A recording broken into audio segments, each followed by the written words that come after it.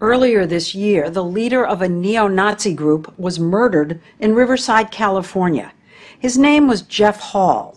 He was a burly man, 6'3", a devoted father of 5 young children, and a plumber who had been unemployed for 3 years. Jeff Hall was shot at near zero range in his own living room. What was astonishing was who shot him. The story will continue in a moment. We've been through a lot together, some of us, seriously. This is 32-year-old Jeff Hall. These pictures were taken just hours before he was executed right in this room. The executioner, this child, his son, his 10-year-old son. But if you find this image disturbing, consider this one taken 2 weeks earlier. A neo-Nazi rally on the streets of Trenton, New Jersey. Who streets? Our streets! Who streets? Our streets! Who streets? Our streets! Sing Hall! Jeff Hall was a rising star in the largest neo-Nazi group in the country, the National Socialist Movement, or NSM. You know where to find me. The numbers nationwide are still small, 500 members tops, but they're growing. This isn't dress-up. This isn't a game. We're fighting for our children's future. According to Jeff Hall and the NSM, that future would be an all-white, non-Semitic America. There's other groups I could join. There's tons of them. Jeff Hall joined only 3 years ago. But seen as personable and charismatic, he quickly became the leader of the NSM in California, Arizona, Utah, and Nevada. This footage was shot by Julie Plattner, a filmmaker and photographer who was able to gain the NSM's trust. How you doing, Miss Julie?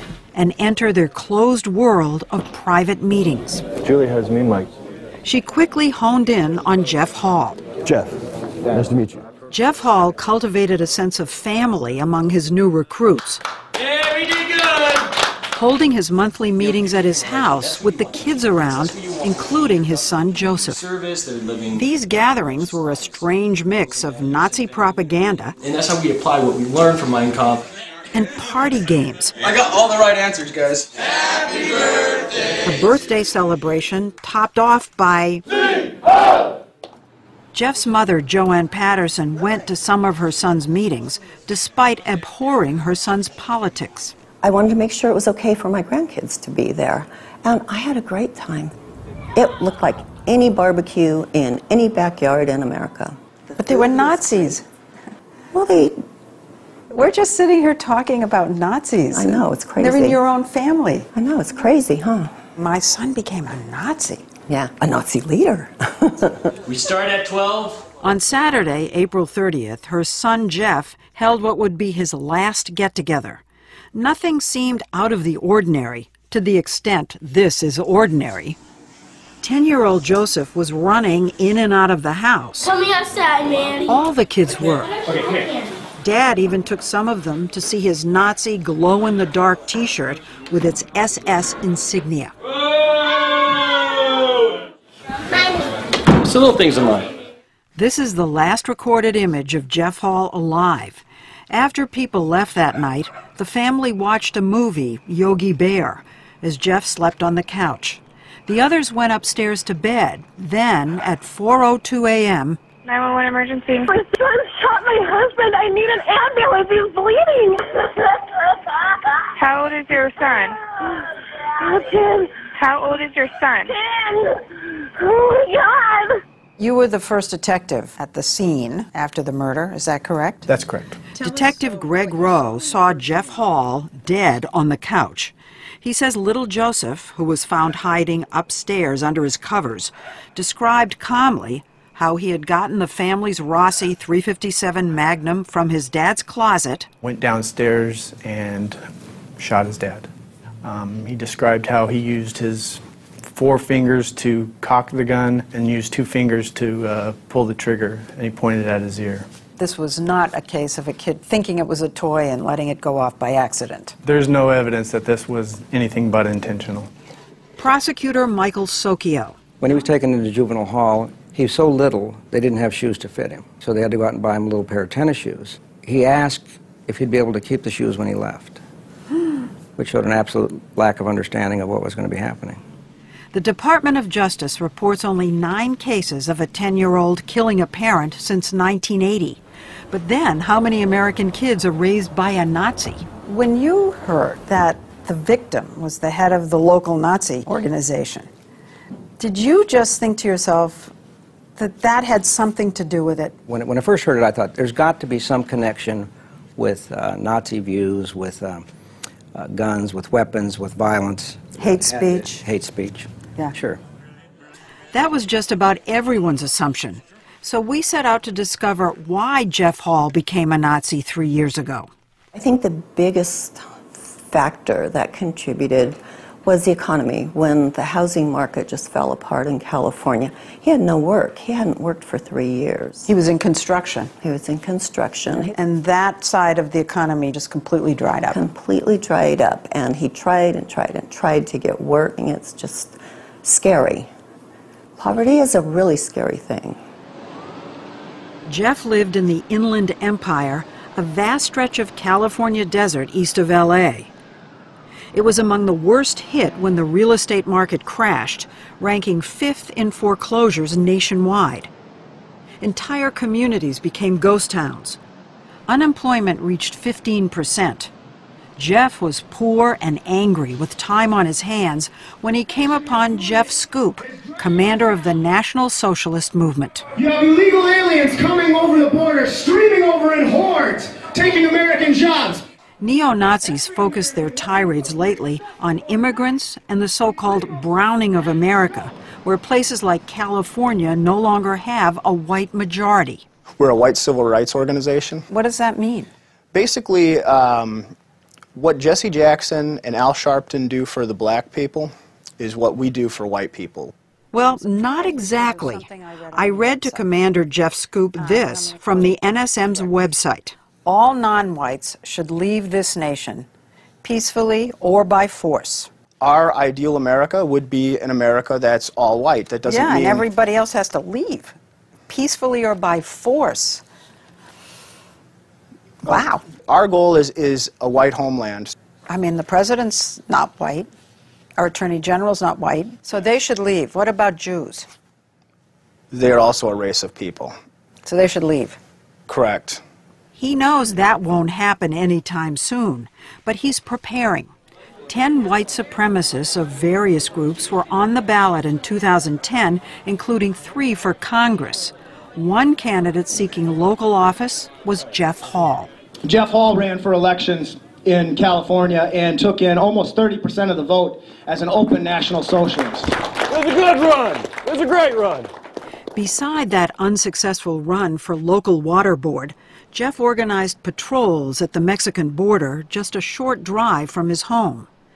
They would show up fully armed with night vision equipment and round up migrants as they crossed into the U.S. 2 weeks before his death, Jeff bragged about taking his young son with him on patrol. My son was able to operate a Gen 1 night vision in the infrared scope. At the age of 9, my son's out at the border. So was being exposed to all that hate and talk of violence the reason Joseph murdered his dad? You guys get your Glocks cocked and be ready to rock. We're going to the border. That's how we do it. The more we looked, the more we realized it wasn't that cut and dry. There might have been some things that we didn't know about Jeff that we wouldn't have liked. Megan Hall, Jeff's sister, says she hated her brother's politics, but had always seen him as a model father. He was an amazing father and would do anything for his kids. And, you know, my nephew would just look at him like he was his hero. But in the last couple of years, the hero changed, darkened, whether it was the power of being a Nazi leader or the powerlessness of being unemployed.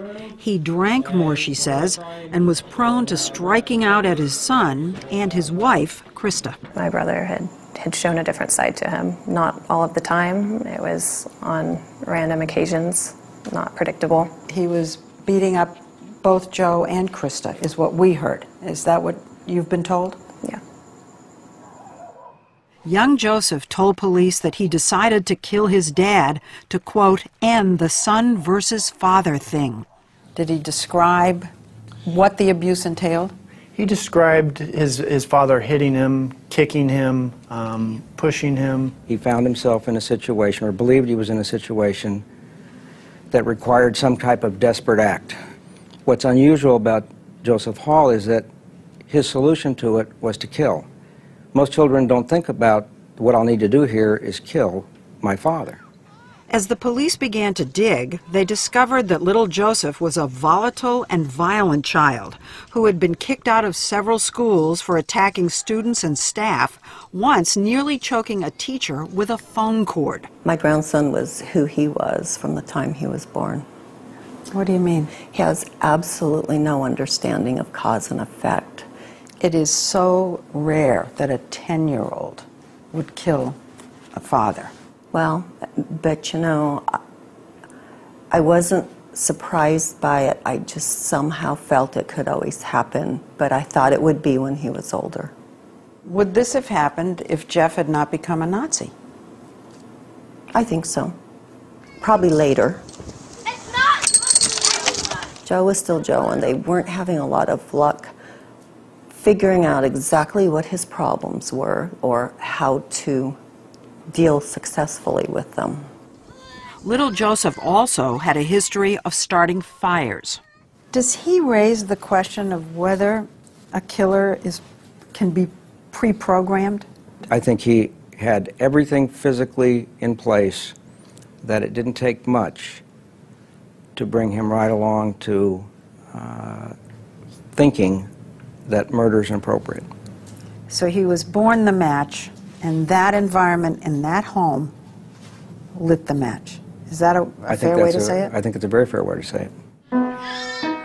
Jeff's mother got custody of his 4 little girls because his wife pled guilty to leaving a loaded gun in the house. And every week, Joanne visits her son's young killer in juvenile hall. It's a struggle every minute of my life because my son was murdered and I want justice for him. But that only happens at the expense of my grandson. What about politics with these children? I mean, do you feel any obligation to teach them about Nazis? They're being raised conservative, Republican. We need Nazis. more of those in California. But what about Nazism? It's gone for this family. Joseph awaits trial, incarcerated at the county's juvenile hall, where he celebrated his 11th birthday. Whatever his sentence, he will likely be released by the age of 25.